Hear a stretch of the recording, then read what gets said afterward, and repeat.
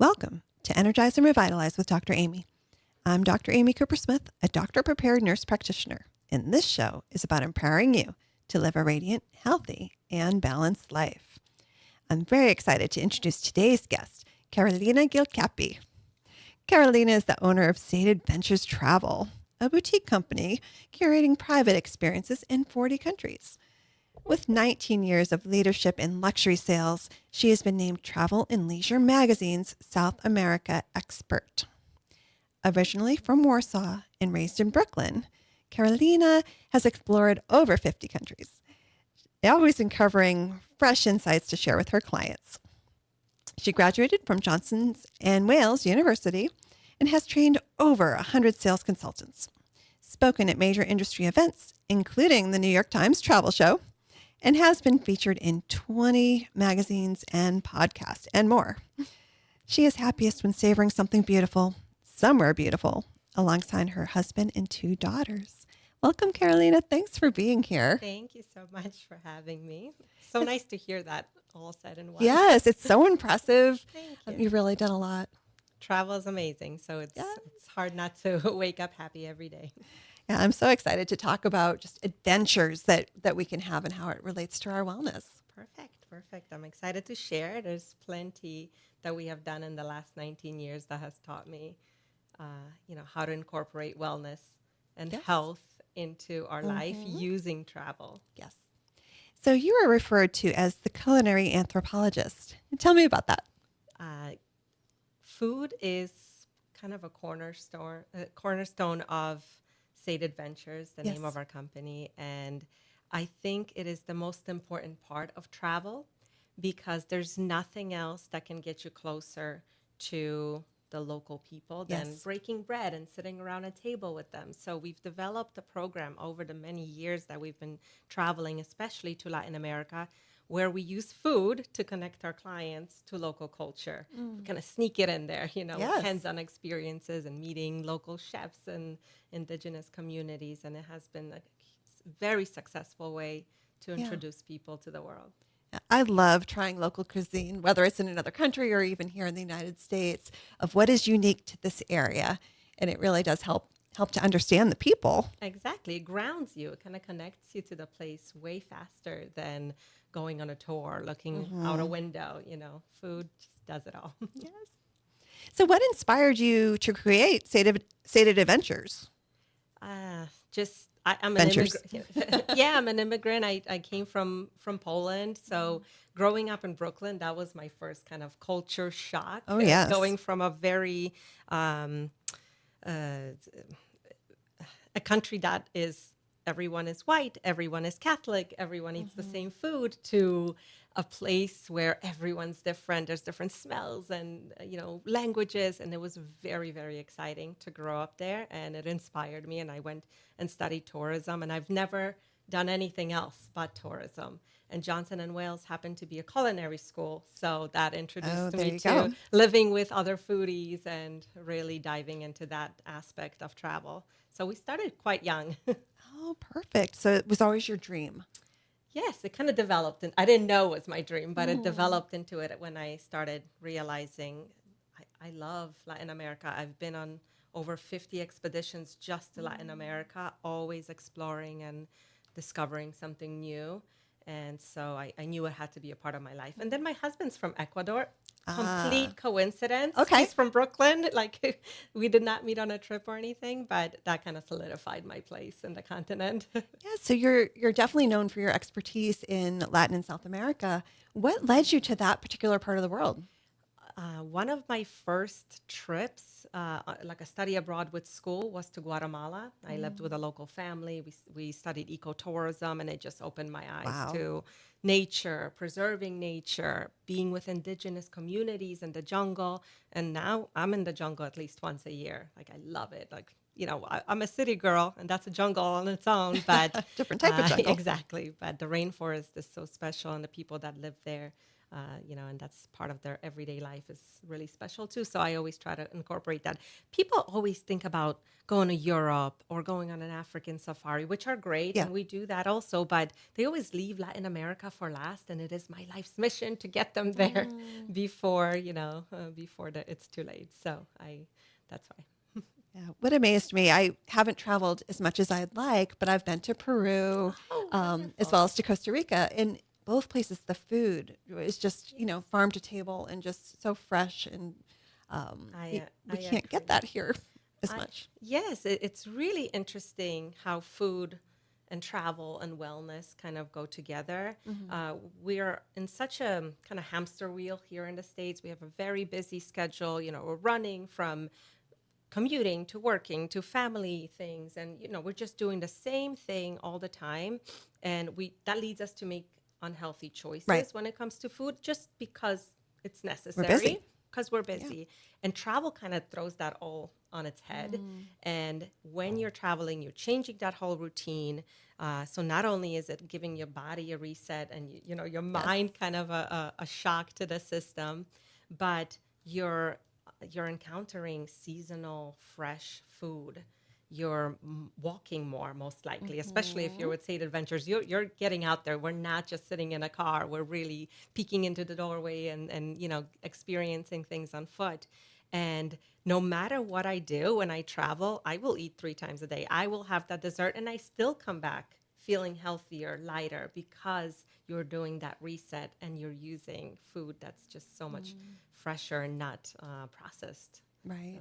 it's a huge part of travel, and a huge important part of travel when someone is feeling unhealthy. So it's Hmm. not just about visiting bucket list items. We do that, but Yeah. along the way, what do you want to bring back that's going to set some new routines at home? We always come Mm. back, and my kids are like, "What are we going to do different now?" It's like we'll come back, and I'm like, "Now we're going to have fish every morning because in Iceland they do that, and look Right. at their skin." So they love it. Yeah. So you mentioned incorporating wellness into Hmm. travel. So one of those ways is disrupting our normal routines, just Yes. breaking things up a little bit. Yes. Another thing you mentioned, walking more. For sure. I think travel also resets your soul, right? Mm. Because we live in a very intense environment, Right. especially the climate these days is very intense, and we're bombarded with information. It's not normal to have this much access to information Hmm. and news and videos, and your mind is constantly just going, going, going. When you travel, you reset that by not only turning off Wi-Fi a lot of the time because you're out exploring, but it teaches empathy. It introduces you to people who are different than you. It shows you how little you are in the world, which is very important for people Right. because sometimes people feel very important themselves. And I just love that aspect. You come back with this open mindedness that is necessary, and it feels healthy on the inside, something that you can incorporate into your daily life here. Absolutely. And I love some of my favorite trips have been when there isn't Wi-Fi. I'm like, sorry, I can't answer my emails today. And Oh, just sorry, having, not sorry. right? And just having prepared before you go that Of I'm course. going to be out of the loop. And Yeah. to the people depending on me, this, leaving certain instructions of this is how I want things handled. I completely agree. And another concept we like to instill in the trips, because they are built itineraries, right? Hmm. So we do kind of have a skeleton of an idea of what they're going to do, but I incorporate slow travel, what I Okay. call, while we're doing it, so that they will see Machu Picchu and, Right. their bucket list items and experience things. But there's always going to be time built in where they can just breathe, just sit in a cafe and Hmm. enjoy a local beverage, or sit in a main square and people watch. This is so important to travel, just to see what life is like in, this Andean town or in this bustling city. It's really important Mm. to incorporate that. So slow travel, being on a train for 8 hours, just so you can reflect on everything you've seen so far, Mm. and not constantly be on the go, because then you miss it. You miss Right. that important part. So you have enough structure so that you could still accomplish these things that you Definitely. set out, but then enough downtime Yeah. just to allow some flexibility. Yes, we like to take care of the logistics, so they're not concerned about entry tickets and, Hmm. just all those things that you don't like to think about, the unfun part of travel. But definitely leave room for spontaneous surprises and things that pop up along the way. And then for the people, for the culture, yes, we will go to Buenos Aires and we will see all the sights, but we will also meet a local chef and he'll take us to the market and we're going to sniff fruit and buy ingredients and go back to his kitchen and learn how to make empanadas. And he's pouring wine and telling stories. And that to Oh my me is a goodness. huge part of getting sated. You know, sated means completely satisfied, right? That's why we chose the name for the trip, because not only do we love food, but we want you to have that feeling all the time. Every time you come back from a trip, we want you to hashtag get sated. Yes. So it's a big part to incorporate people into that Yeah. Something I formula. really enjoyed when I did get to see Cusco is we did a little cooking class that started with a tour of a farmer's market. And he bought all the ingredients that we were going to be using for our meal and then showed us how to make it. And it was delicious. Yeah, and you're part of it. Yeah. It's just, it takes you to a different level of experiencing the culture. And then along the way, you're going to get to know the chef and what he has to say and what life is like and ask questions. What I love doing is not only asking him questions, but asking local people, what questions do you have for us? And you will be surprised, like how curious they are about what life is like, what food is like, where you come from. Now, do you have a favorite story of someone who maybe went on one of your trips and just came back enlightened?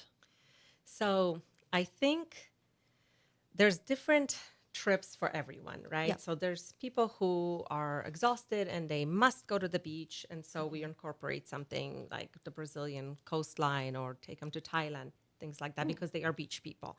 And of course, there's food and culture and all of that. Right. But other people have just spent the summer in Florida and they must get away from the heat and they'll go to Iceland or hike Patagonia or, you know, somewhere where there's refreshing air.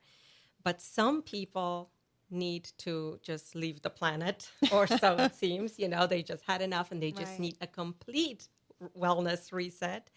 And when they do, I send people to Bolivia.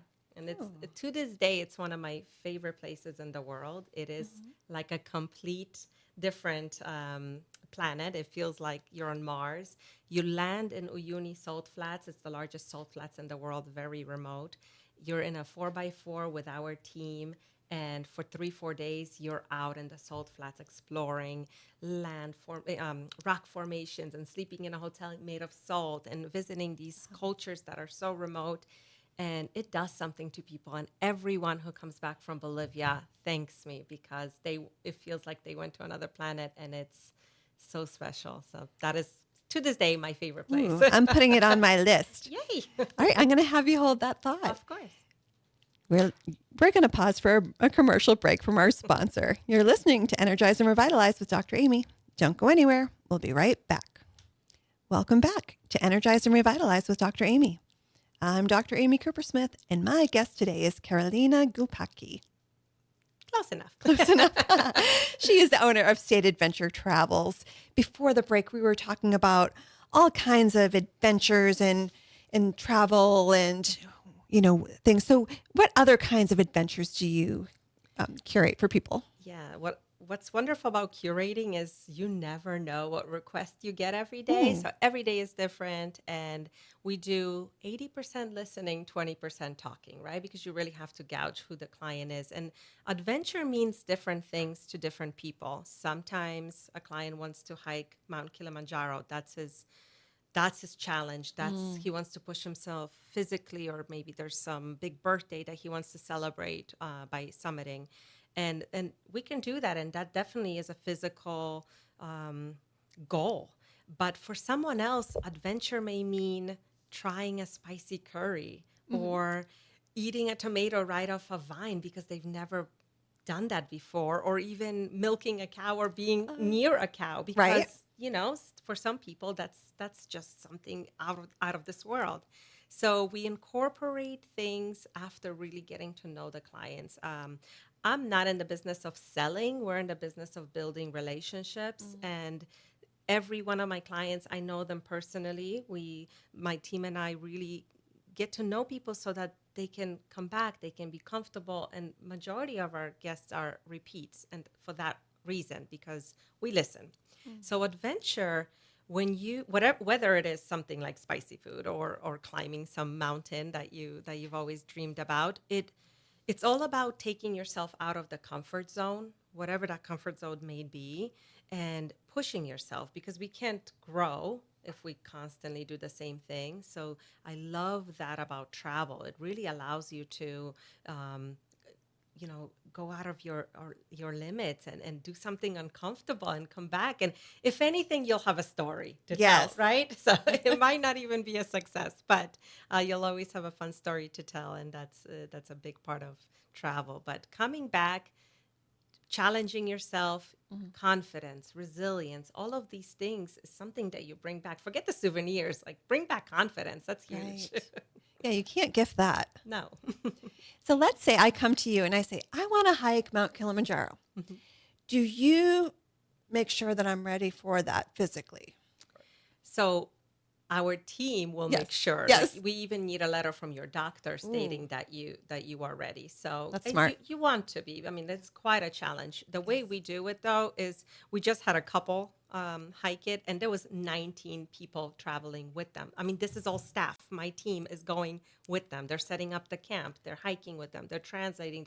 Everything is done Wow. around. It was a private hike just for the two of them, and they said it was just one of the life-changing experiences, because you're there for 7, 8, 9 days with this Right. group of 19 guys who live at the foot of this hill, who have hiked it multiple times. It's like a little family now. Yeah. And so that is a big part. And their job is to guide people up the mountain. Up and down the mountain, Wow. sometimes barefoot. I mean, these guys are crazy. It's a long story with shoes on hikes. Many years ago, we tried to start a little foundation of donating your old hiking Yeah. boots, and it was actually in Peru. And because we kept seeing the porters running up and down the mountain, either in these rubber shoes that they make out of tires or barefoot, and we're like, oh my gosh, let's just donate all of the boots. Like, what a great Right. idea! You hike your trail, and then you donate the boots.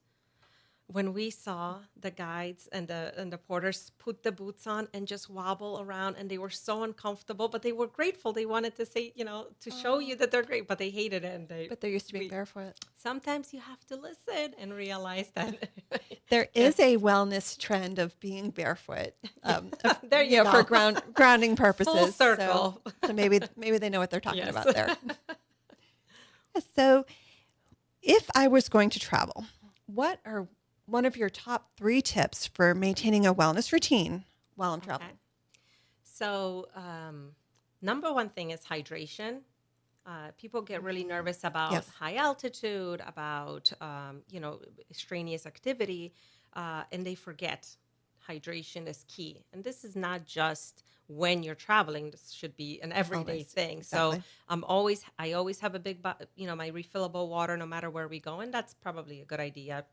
Many countries have cut out plastic, like Costa Rica just cut out plastic. Oh, So they're really pushing refillable water bottles. But I swear by the little packets you put into your water, like Liquid IV and yeah. other brands. I love them, and they have saved me many times. Sometimes I lead groups of 20, 30 people. You need to be hydrated and in a Yes. good mood at all times when you're leading that many people. And so hydration is key. Mhm. And then I just think that when you travel and your brain is just so aware and so awake, and you're translating, you're looking at maps, and you're constantly going, and it's just so exciting. Sleep is really important, and I never sleep as well as I sleep when I'm traveling because of that, Oh, because wow. everything is so new every day, and I thrive off of that. Maybe other people will be exhausted by that, but either way, sleep is really Mhm. important when you travel, especially when there's some adventure involved. And in general, find some time for yourself. Like, don't just rely on the itinerary. Don't just rely on everything you read on Instagram and TikTok. Like, find some moments for yourself. One of my kind of routines, and I travel alone all the time because we're always, exploring. No matter where I am, new city, I don't know it. I put on big dark glasses, I put on my headphones, and I will walk for hours, just exploring. But this just kind of signals to people, I'm not talking, I'm not looking, I don't, I'm Right. just here It's me to time. explore. Yeah, and that is my me time. Sometimes there's not even music in my headphones; it's just kind of like a barrier. But I just love doing that. It kind of sets me off right, to begin the trip. Another thing we do as a family, whenever we land, red eye flight or a really long trip, that first night in a hotel, we're not pressuring ourselves to go out, explore. We put on our bathrobes, we get room service, we just kind of decompress, get a good night's sleep, and start the next morning. And I've been setting that up for clients, and they just love that because you feel pressure. Oh, I'm only here for 7 days. I Right. must see everything. You don't need to see everything. It will mean so much more if you see less, but at a Right. deeper. Quality over quantity. Yeah, exactly, Yeah. exactly. Yeah. So you mentioned hydration. Do you have any problem in some countries with the safety of the water? I don't care where you're traveling, your body is not used to the water or bacteria that Hmm. may be in the water. It may not be bad, but It's different for just you. to be safe, Yeah. it's not good for you. So even brushing your teeth, Mhm. showering, that's where clients come back to me and said, "Oh, I drank bottled water, but Yes. I forgot in the shower." So I always warn against that. I personally have an iron stomach; nothing bothers me. Thank But goodness. the Polish stomach. But for clients, bottled water is key, Yes. and so we provide it. It's always in our cars. It's always at the hotel, and it's kind of standard. Yeah, that was something I kept forgetting in Peru. I was brushing my teeth and I'd be like, oh no. And thankfully I was fine. Good, But good. yeah, I was like, oh, I might regret that later. Yeah. So when we're packing, sometimes when I go somewhere, I feel like I over prepare and overpack and I'm schlepping around this really heavy suitcase. What are your tips for packing? Okay. So take less, Less is take better. less Yeah. stuff, bring more money. That's kind of You can my, always my, buy what you you can forgot. always Yeah. buy paste and all this little extra things that you might have forgotten. But for the last probably 12 years, I haven't checked the bag. I'm a carry-on Oh, girl. Like it wow. doesn't matter if it's a weekend or 3 weeks traveling through Africa. It's a carry-on. So I make do. And how do I do that? As a New Yorker, we wear a lot of black. So neutral colors, Hmm. bring big earrings, bring a shawl, and dress it up, but you can reuse. You actually realize maybe 3, 4 days into a trip how little you Yep. need. How little you need, how freeing it is not to trek with a huge suitcase through cobblestone and regret all your life's choices. So bring less stuff. A big thing for me that I've discovered a few years ago that I highly suggest if you're flying on a flight maybe more than 4 hours in economy is the foot swing. You attach it to your Oh, little tray and it just gives your feet a little step. It has been a game changer for me. right. It just, it elevates your experience. You have different options, and it weighs nothing. Hmm. It's tiny. You can slip it into your purse, but it makes such a difference. So I've been actually sending that to clients Oh, because it makes nice. such a Yeah, difference. because your feet can get swollen when they're in that dependent Exactly. position for all those Exactly. hours. Yeah. And there's all kinds of ideas on how to pack with the cubes and this and that. But in general, pack maybe 3 or 4 days before, Hmm. leave it there, and then go in every day and take a few items out. I do that, Mm. kind of plan ahead. Like this is for hiking. Really, what you need is comfortable shoes, a Yeah. few layers, and just less. Leave the hair iron at home. Leave the bags of makeup at home. You will not regret it. You can always buy some when you're traveling if something local. Absolutely. So, what's one item that you never leave home without? Um, tinted sunscreen is Oh, my jam. okay. And that is like my makeup, my sunscreen, Yep. my moisturizer. That is a great. I protect my skin. Living in Florida, I have learned So that. important. Yes. So, and when you're traveling in high altitudes, you're closer to the sun. You need that sunscreen. So I really live by that. That is part of my daily routine, and that comes with me. Yeah. And if it's tinted, then you have one less item There to you go. pack with your makeup. Exactly. So, let's say I have a group of girlfriends and I'm like, I want an adventure. What's my next step? Again, we would have to sit down and figure out what What adventure that means adventure to is. Yes. you. And wonderful girls' trips lately have been Croatia, because you have the beaches, you have the yachts, but there's also history. And if you're a Game of Thrones fan, we have some of that. And there's beautiful, beautiful Mediterranean food here. And it's a little bit off the beaten path, right? So you need a little hand holding, but it's still Europe, so people feel very comfortable going.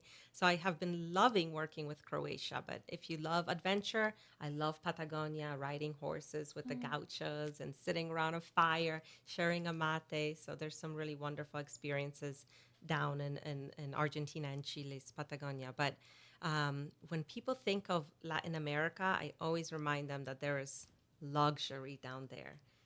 Sometimes they forget, they think it's third world and they think they're going to be roughing it. By no means do you have to rough it. So, just keep an open mind. There's some really great trips in South America. So you've been to Peru. We need to get you down to another country down there. Absolutely. Yeah, I look forward to planning that. Wonderful. So how can people get in touch with you?